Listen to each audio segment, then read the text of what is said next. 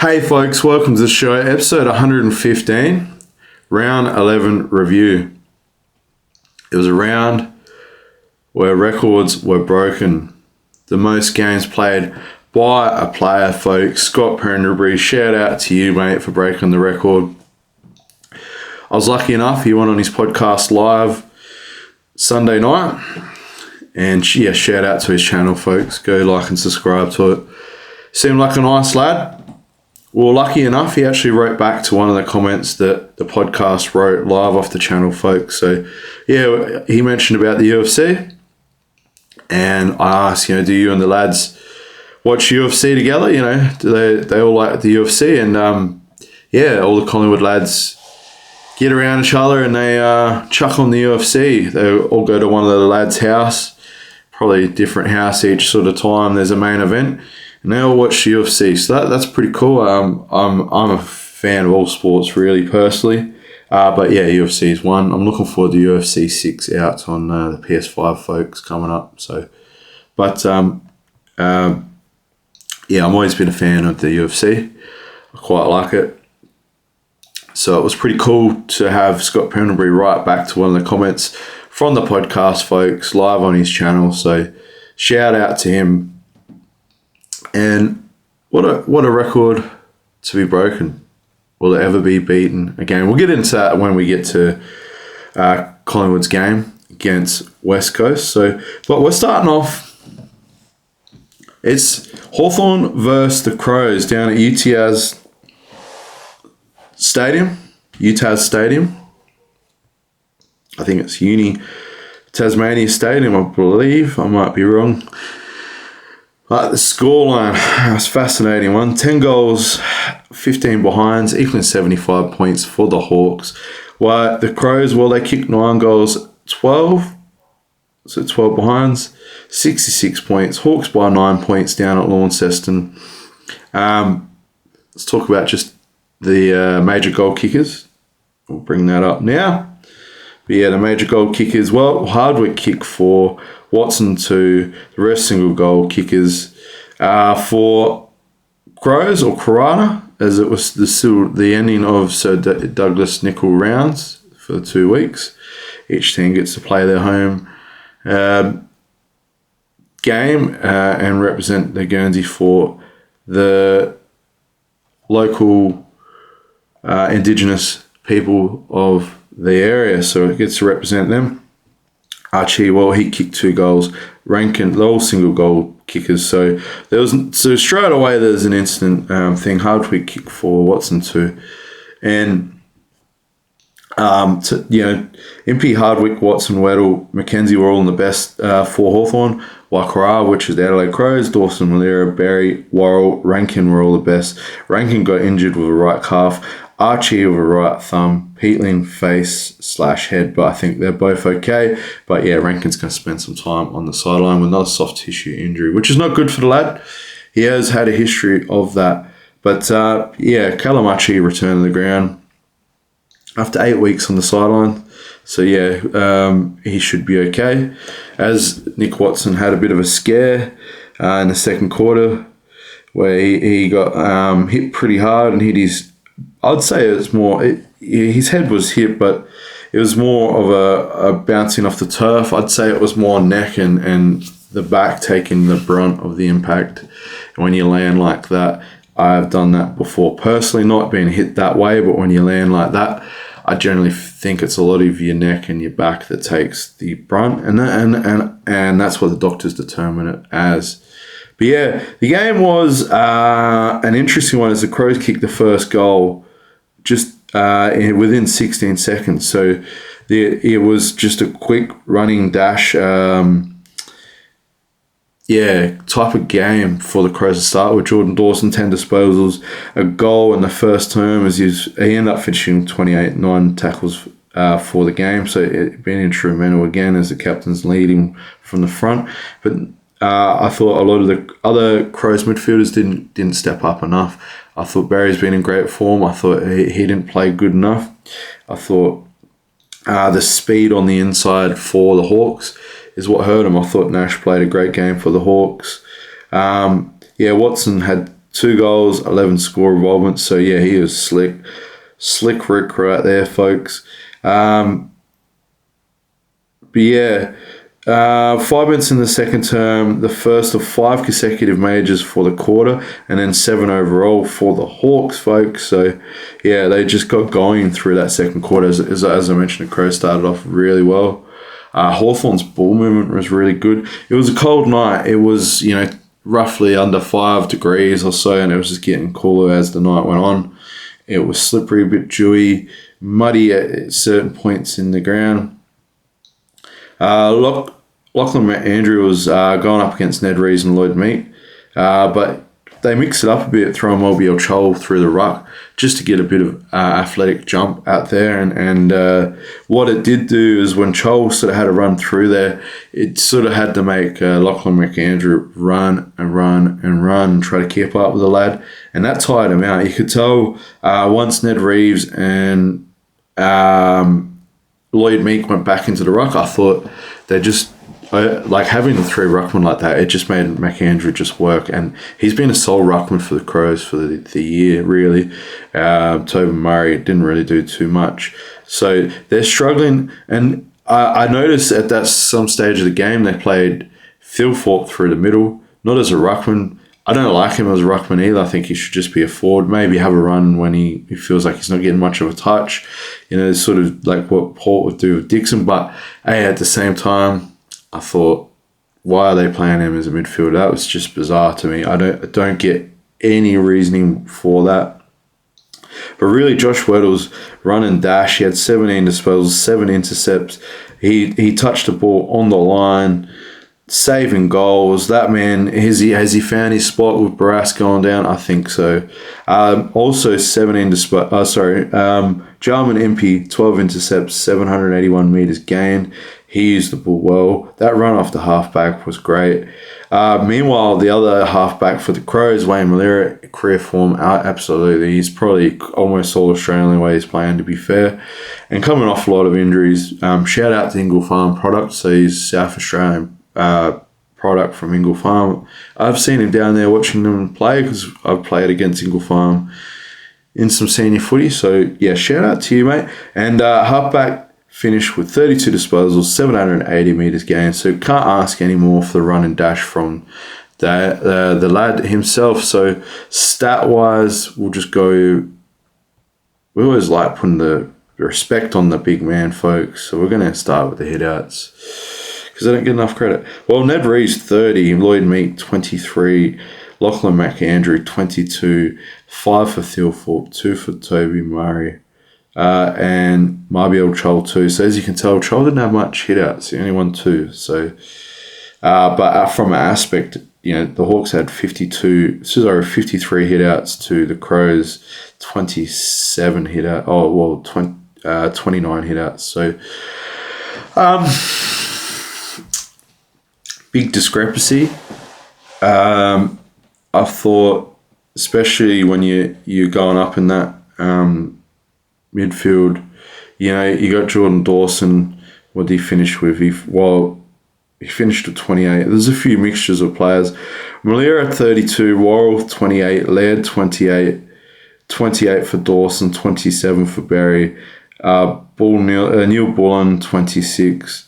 So the top 6 are all Crows players. Arguably, a lot of it's defensively led. So the first half of those 6 players leading were all defensive players, especially off the halfback. Neil Bullen had a lot of disposal for the half forward. So only 2 of the 6 there are only midfielders. So Dawson and Barry. So Barry had more touches than what I thought. I just didn't think he was as effective as he's been. Josh Ward 24, Mackenzie 24, Dean Brosby 22, Impey 21. So just a real spread. 18 for Newcombe. Wasn't that Newcombe's best game, personally. Connor Nash only had 15, but I just thought he just put the body on the line pretty well. We'll just look up tackles because I feel like tackle-wise, 10 for Barry. So, yeah, still a great game. So I can't sort of knocked him, but at the same time, I feel like he had a good game. Dawson, 9. Curtin, 8. Mackenzie 7, Newcomb 6, Nankervis 6, Ginnivan 6, Chol 6. So it's a heavier amount of tackles for each side. You can see how contested it really was.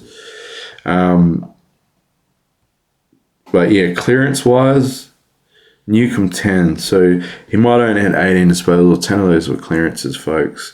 Ned Reeves 8 himself. McAndrew 7. Connor Nash 6. So that we can see, we can just see the difference there. Mackenzie 6, Ward 5. So that's where it was won. They won the taps. They got the clearances. As Berry still had 5. So still a really good game by Berry. So I'll take that back, brother, man. Stats-wise, I just didn't feel like he had the impact on the game. But I don't want to knock him only because by the looks of it, it was really only Berry and Dawson trying in that midfield. So do they not have enough? Dan Curtin only 2, Sligo 2, Rankin 1 tackle, Rochelle 1 tackle. So you can see there's Dawson and Berry, the hard nuts in the midfield. So nothing else out of that.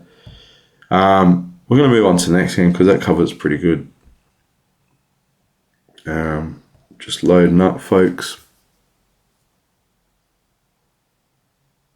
But yeah, arguably one of the matches around. The next game, Richmond 10 goals, 14 behinds, equaling 74 points. While Essendon and Welt, they kicked 7 goals and 14 behinds, equaling 56 points. Tigers by 18 points, folks.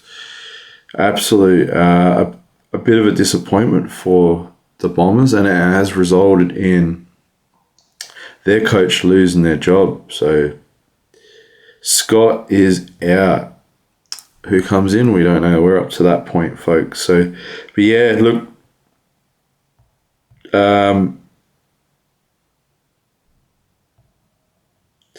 Lynch 2, Green 2, the rest single goal kickers for Richmond. Essendon May 3, Caddy 2, the rest single goal kickers. The best Toronto, Retchko, Ross, Campbell, Short, Miller. Essendon Parish, May, Roberts, Langford, Roby, Merritt. Full concussion for Richard. Lynch, larynx. I think that's a throat. Essendon, Durham concussion. McGrath broke his jaw. Guelphy hamstring. May ribs. Cardwell ankle. 78,000 for the Dreamtime at the G, which is the Indigenous game of the round for the 2 weeks. It's the game where they do the long walk with Michael Long, and yeah, so that's the build up to the game where they do the walk. So really, it was a bit of a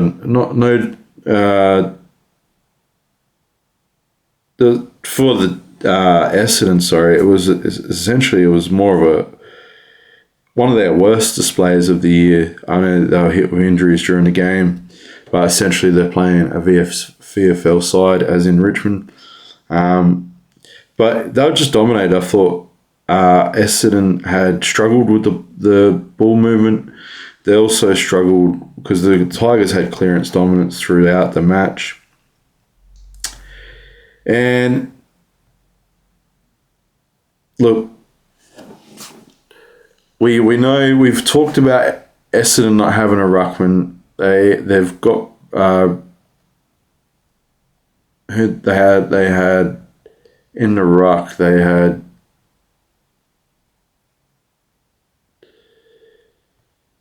I was saying Pryor here on the starting line.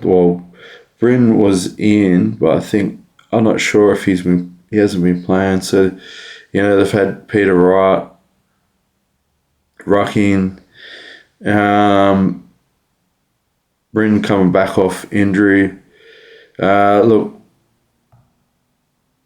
they just don't have a ruckman. We've talked about that. We don't want to knock them anymore because that's done. They got Blankston there, who's been he started on the forward line, so he's been playing defensively. I feel like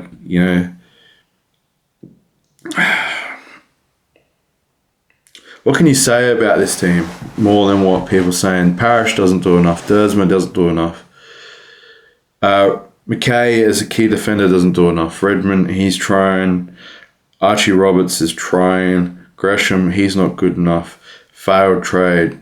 McGrath, trying. Broke his jaw. Like, Reed still in the side after being very injury-ridden. So it's good to see him play some football. Perkins is not good enough. He's been there long enough. Langford isn't good enough. Caddy's their best player. That is them. As for Richmond, well done to Rashchenko, Triano, Swansea. Cummings is coming along good. We talked about him in the draft stuff for South Australia. He's going to be a gun, folks. You wait him in Lalor, Triano, Ross is in career form, Campbell. So they got some developing talent. We talked about their defense. We talked about Traynor, Miller, Broad if he stays. We talked about Short, grew off the halfback. For Laston's still there. Their defense is their key. Tom Lynch, if he can stay fit, absolute, sets their forward line up full. Once he comes back off concussion, he can have another pre-season develop. LaFou. So there's some hope for Richmond, and we're going to leave it at that because, look, that's the game. We talked about their ball movement was just better. Ball movement was great. Quick, fast, didn't allow time for Essendon to get back and cover their man defensively, and they just ran goals. So off to Fremantle versus St Kilda, 104. Sorry, I'll start with the goals. 16 goals and 8 behinds, 104 points for Fremantle. St Kilda, 11 goals and 8 behinds, equaling 74 points. Well, it was Freo by 30 points. We'll talk about the main goal kickers. Amos 4th, Voss 3, Dudley 2, Tracy 2. For Euro York, this is the Indigenous name for St Kilda. Hall 2, Henry 2, Hill 2, Philippou 2, Wood 2. So a spread of goals for Saints. It was an even contest all the way up to the third quarter. Just a goal piece between it. 10 goals 5 to 9 goals 5 at the 3/4 time break. And then it was Fremantle or Wally for the Indigenous name. They kicked a 5-goal quarter. So essentially to 2 goals for the Saints or Euro York. Neuro Radismus played 50 games. The Dockers clearance response was quite good, but they were without stars like Caleb Sarong, who has done a calf, and Hayden Young or concussion. So Dougal Howard went down with a hamstring, but yeah, at the Coalface Lions, man, which is St Kilda won the clearances 50-22 in the round 8 win last year, but it was 46-31 in the round 16. The Dockers couldn't let that happen again, so they would make up the clearance battle, restricting the Saints to edge them out. So Freo were 41 clearances and 34. There you go. So, and it was even 11 apiece in the final term, but it was just the way they moved their ball forward. They just broke the pack, and once Freo got on a run, like how hard is it to stop Tracy, Voss, and Amos? Like 3 of them all scored over. All 3 of them scored multiple goals, including Dudley, their small forward. So they get the ball in there. From a St Kilda aspect, Max Hall, well, he was outstanding with 25 disposals, 9 clearances, 2 goals. Sinclair 29, 6 rebounds. So I still feel Saints, when they move the ball forward, they get enough of the ball forward. So 11 clearances apiece in the final turn for both sides. You can just see how Fremantle have the goal power, so they can score. And we'll just talk about the headouts quickly and give the big men some respect. 21 for Luke Jackson, DeConing 20, Mason Cox 12, Rowan Marshall 11. So really, it's down the middle, quite tight. You can see why both sides won contest, and yeah, from the ruck and the clearances, Murphy Reid had 30 disposals, turning out to be an absolute gun. Did Port miss some player getting there? I think so. 29 for Sinclair, Driscoll 27, Warner 25, Hall 25, Flanders 25. That's the game, folks. We're going to go on to the next one because, yeah, Fremantle are just carrying their form through, only losing that one match for the year, standing out right on top of the ladder. So, North Melbourne up against the Gold Coast Suns. Well, this was a fascinating match. 17 goals, 9 behinds, 111 to North Melbourne. So, yeah, 111 points. Versus the Suns, well, they kicked 16 goals, 9, 105. Well, it was Kangaroos by 6 points. It was a fascinating match. I thought some of the decisions by the umpires throughout this game was a bit how you going for either side, and I just thought it was poor umpiring. Just personally, that was a personal note I wrote down. But major goal kickers: Darling 3, Curtis 2, Castanley 2, Larkey 2, Trembath 2. The rest are single goal kickers. Gold Coast, well, Walter stepped up with 3 long 2. Yeah. Did King kick any goal? King kicked a single goal. So, look,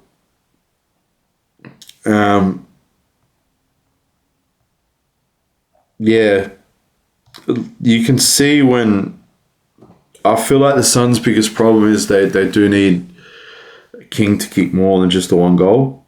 You can see defensively that the Roos set up really well. I thought.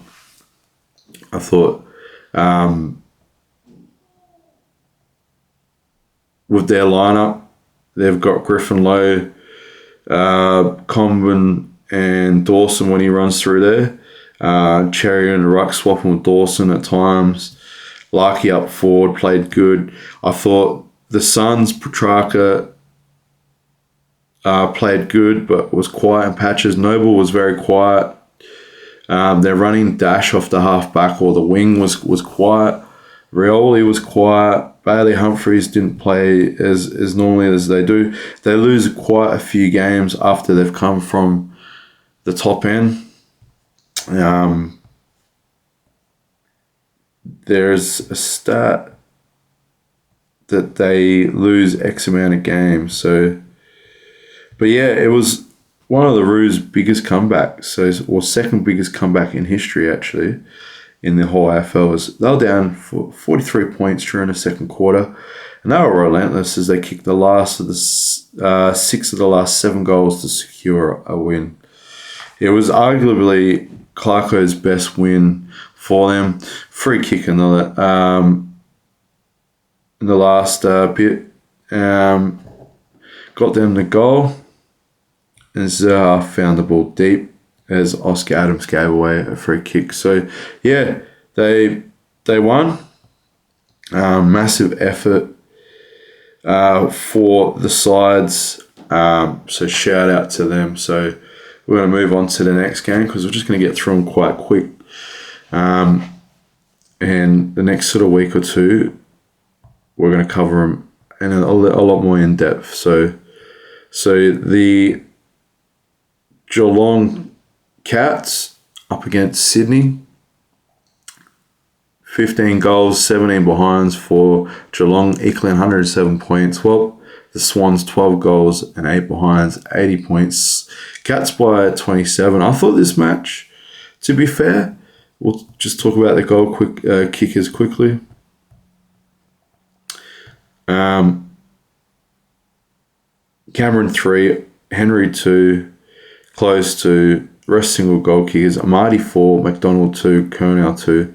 So, yeah, it was quite even to, maybe 2 goals at the break, goal difference, but then they kicked away in the last quarter, the Cats. Papley, tight calf, may miss the next few games. But, yeah, I just thought Geelong at home, always hard to beat. It's pretty constant that, But yeah, I think Brodie Grundy came into the Saturday afternoon game as the in-form ruck. But yeah, it was a shaky start, but the young Edwards for the Cats, he did well. As Geelong won the hitouts 39-33, so the young man's taken some scalps, folks. We talked about Geelong's issues, and you know what? They're that sort of team. They just develop him and they put him in, and they now have a young ruck without spending any time to develop him. Chris Scott just gives him the confidence to play at this AFL level. He just took Grundy's scout, and it's setting them up to be a team that they have a young ruck, and he's doing okay. It's whether he can keep it up and get through to finals and just make it through finals and still be as fresh as he is now, playing a long season. And whether they just rest him a little bit. But yeah, Jeremy Cameron played good. All their small forwards, they hit the scoreboard. But the Cats blew out to a 38-point lead midway through the third term, as Bailey Smith collected 18 disposals in that term and hit into the scoreboard as well. So yeah, but yeah, Swans key forwards, Marty, Logan, McDonald and Kernell all hit the scoreboard, reducing the margin to 14 points. So throughout the game they hit the scoreboard, but yeah, it was just too hard as Geelong's Max Holmes-Smith, they just overran him. Brad Close put the win out of reach of Dean Cox's men as he slotted a goal. And yeah, Geelong had 10 individual goal scorers, so evenly spread as they do, and they're a really well-drilled team. A good team has a nice spread of goals and not so much reliance, but there's still a couple key players that kick goals like Cameron. So off to the next game, folks. And it's the record-breaking game. So the record-breaking game, it's Scott Pendlebury. A lot of the week was about Scott Pendlebury. And as he's broken the record for his 433rd walk up the race for the battle on the MCG against West Coast. Well, the 38-year-old absolutely put on a clinic.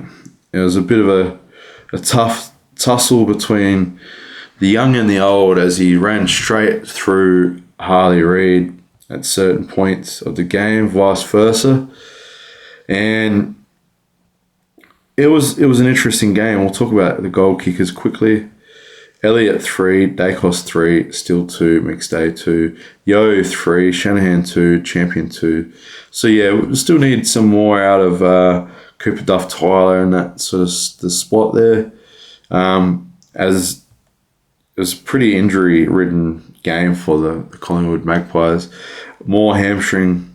Elliott, well, he has done an ACL, folks, so he is done for the year. We talked about Collingwood's issue up forward. I think Elliott is a big loss. We'll talk about the mid-season draft as well coming up in the next week, and we'll talk about individual players, what they got. But yeah, Collingwood have gone to replace a player like him. They cost 34 disposals, 7 clearances, 3 goals, 14 score involvements, best on ground. Give that man captaincy. I agree with Ken Corns' comment during the week. But yeah, as the Eagles, well, they had their top disposal winners. Let's have a look. McCarthy 30, Hamish Davies 23, Milan Murdoch 22, Williams 21, Williams 20, Harley Reid 20. So clearance wise, 12 for Williams. Cameron had 8, Dacos 7, Williams 6, Crisp 6, Pendlebury 5 in his record-breaking game. He's still getting 5 clearances. He had one more than Harley Reid at 4. So yeah, I thought they were gallant in defeat. West Coast. I still was happy with their performance. Was on a big stage in front of a big crowd at the MCG on a big occasion, as we seen the game's record broken by Pendlebury. Yeah, I'm pretty happy with that one. We'll move on to, as just finish off quickly, congratulations to Scott Pendlebury. A valiant effort by West Coast, to be fair. Their ball movement was really good. I think when they're in that position away, they've just got to learn to just put the foot down, where Collingwood put that foot down in the last 5 minutes. The ball use was really good. This one's going to be a hard one for me as a Port fan. It was disappointing. Congratulations to Carlton, though. They are in fine form, as Carlton, they kicked 13 goals and 14 behinds, 92 points, versus my team. Well, my team only kicked 8 goals and 10 behinds, 58 points. It was the Blues by 34 points. Straight off the bat, Port was slow, lethargic, didn't chase, where Carlton were fresh and at it. They were absolutely at it. Let's talk about goal kickers. Horne-Francis 3, Whitlock 2, Marshall, the rest are single goal kickers. McGovern 2, Kemp 2, Hayward 2, rest were single goal kickers for Carlton. There wasn't really much to talk about for Port. They were just absolutely horrible. As Carlton, they were amazing.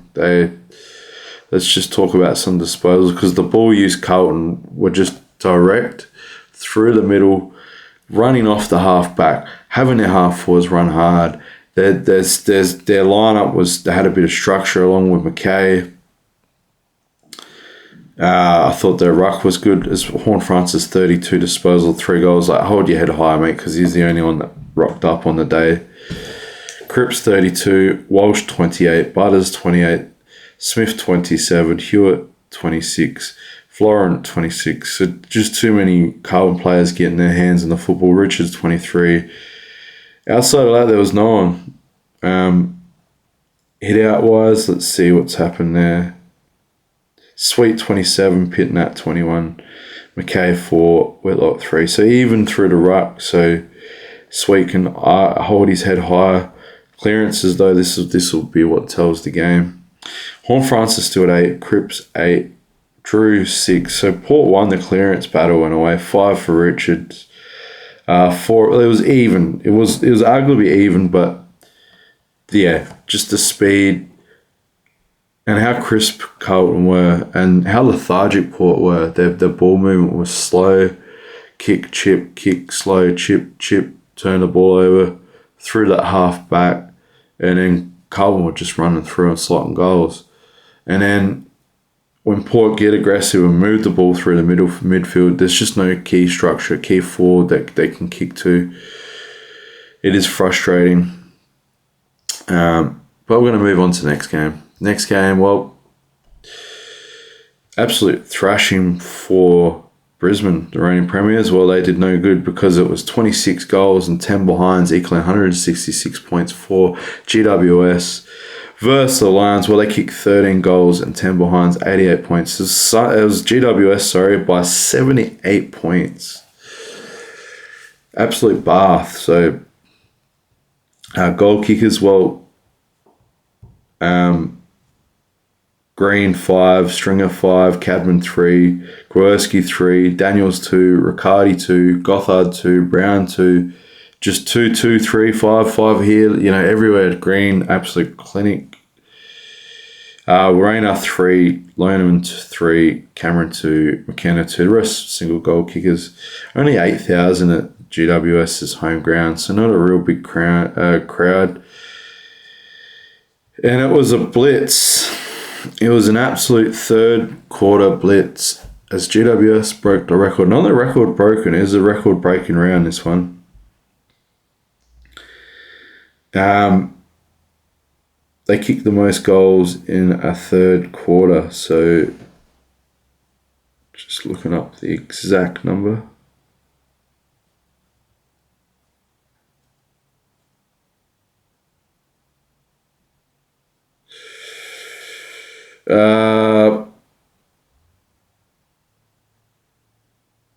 And they also kicked the highest scoring quarter with 86 points. And also the highest third quarter score in AFL and VFL history. Trying to get the exact amount that was kicked. It's heading through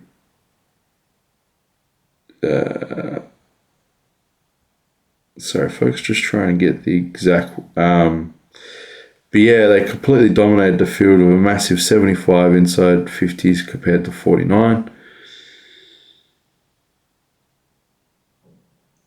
The clearance battle was far tighter, with GWS only just edging them out by 45 to 42. So the midfield, Clayton Oliver, 37 disposals, 11 clearances, absolute gun. They're just moving that ball so quick through the guts. It was a blistering 11-goal opening quarter shootout between the two.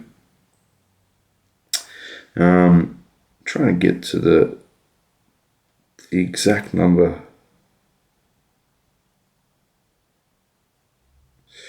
It was a 14 goals and 2 behinds to just a 4 behinds for Brisbane. So it was a 14-goal quarter in the third quarter. So that was the most they've ever seen, folks. It was a 42-minute goal drought for the Lions in the fourth term.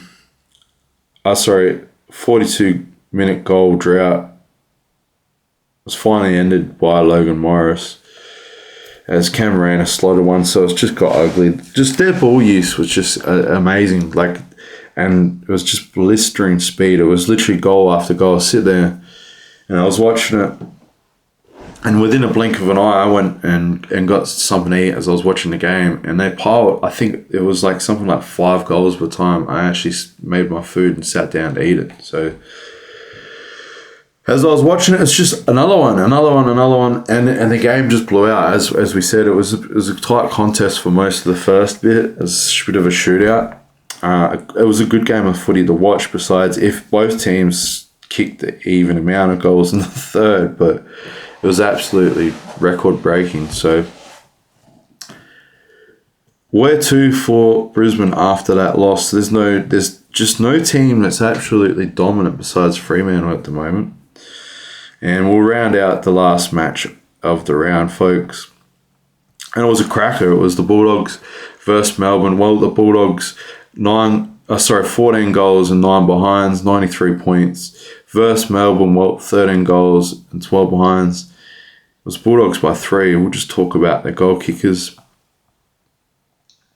And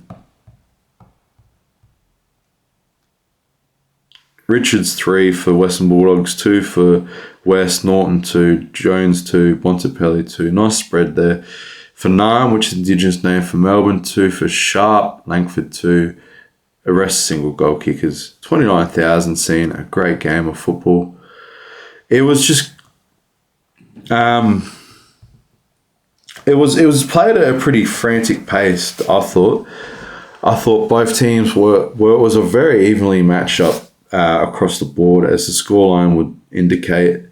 There's sort of a goal or 2 difference between each quarter, and then evenly it was, just a goal between each other. And the last two, score-wise, very even. Stat-wise, pretty even. We'll just check the hit-outs as we put the respect on the big man. 42 hit-outs for Max Gorn. Hell.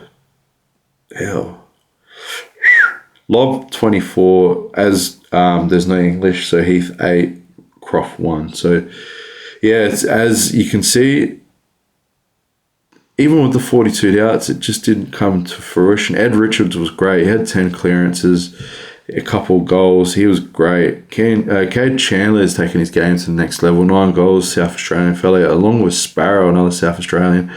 7 clearances. I would like that man at Port personally. I'd both of them. But Cozzy Pickett as well. Well, yeah, we can't have them all, folks. But look, 6 clearances for him. Lobb had 6. Bontempelli 6. What Gawn finished with in the end? Yeah, he had 2, but like 42 outs, he doesn't need to get clearances when you have that much domination. Disposal-wise, well, 31 for Bailey Dale off that halfback. Sanders 30, Ed Richards 30, Bontempelli 29. As you can see, the midfield and the halfback for the Dogs is really good. Bowie 27, coming back to form after a long-term injury. Pickett 25, Sparrow 23, Kennedy 23. So the very much even spread through both midfields. It's quite a strength for them. But yeah, frantic. Just their one-on-ones. It's a very good one-on-one match. I thought the midfield was very slick, ball use via either side. But to me, it was the chain link of play. But also the tackling was great. I thought the tackling was good. I thought the pressure meter was up for either side. I thought both sides used the ball well. Either side could have won this game, so I'm not. It was a great game to watch, to be fair. Arguably the match of the round, I thought personally. We talked about individual player stats, but just the ball use from either side defensively was good. Forward line craft was good. I thought they used the ball well, kicked well. Thornton had impact up forward for. I thought Van Rulen tried. I think Mychak will make a difference to that side. And that's the round, folks. We'll get into a little bit more depth. We'll talk about a mid-season sort of who's doing well and who could finish off the season with wins. We'll calculate it all. I'll get into it. Like and subscribe. Thank you.